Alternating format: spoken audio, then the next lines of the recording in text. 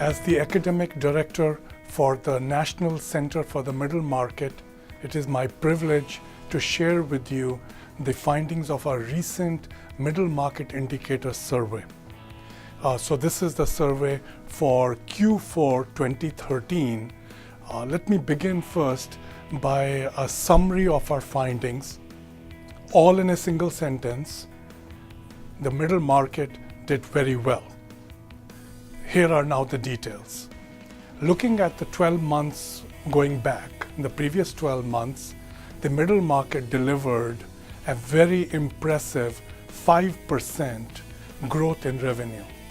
I call it impressive because when you compare it with the growth for the S&P 500 firms, you find that that rate is only about 1%.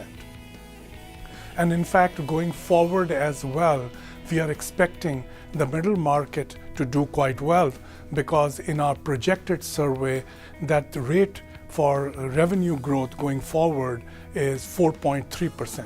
Now, of course, 4.3% is a moderation from the previous 5%, but you might want to remember two things in respect to that. And one of which is that there is a natural conservatism among middle market managers, so they tend to forecast lower than recent experience. And second, that 4.3% compares very well with barely a 0.8 or 1% for the S&P 500 revenue growth.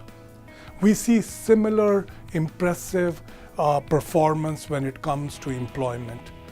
In terms of experienced previous 12 months, the rate of growth of employment was 2.5%, and this compares well with 2.3% for large firms according to ADP and 2% for small firms. It's interesting that the middle market actually beat the small firms, which of course are known to be the main engine of employment in the economy.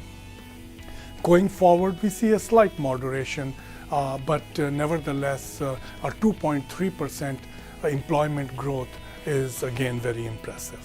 Incidentally, we see the corresponding findings also in confidence, where 76% of our respondents claim that they have some level of confidence in the local and regional economy, which is where, of course, most of the middle market firms operate. Looking at it from a different perspective, however, we do see some hesitation.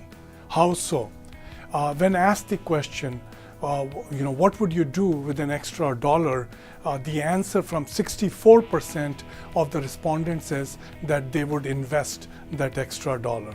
Now, that's good news in the sense that 64% is the highest percentage we've seen in our survey so far. But of course, on the other hand, it means that 36%, which is a pretty large percentage, are going to hoard that dollar in the form of either cash or in the form of short-term financial securities. And I think the reason for this hesitation, as seen in the investment numbers, lies in the challenges faced by the middle market. What are those challenges?